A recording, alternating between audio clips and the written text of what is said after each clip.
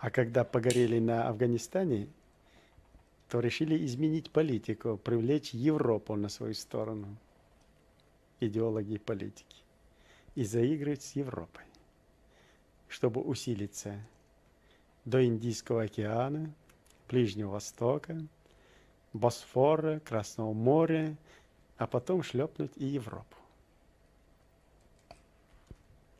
Афганистан, а потом и другие трудности, а потом еще теперь Ичкерия. Ичкерия поубавила немножко аппетиты, но не приостановила. В Крыму еще будет бойня. Украина еще схлестнется с Россией на непримиримых. Пока русизм существует, он никогда не откажется от своих амбиций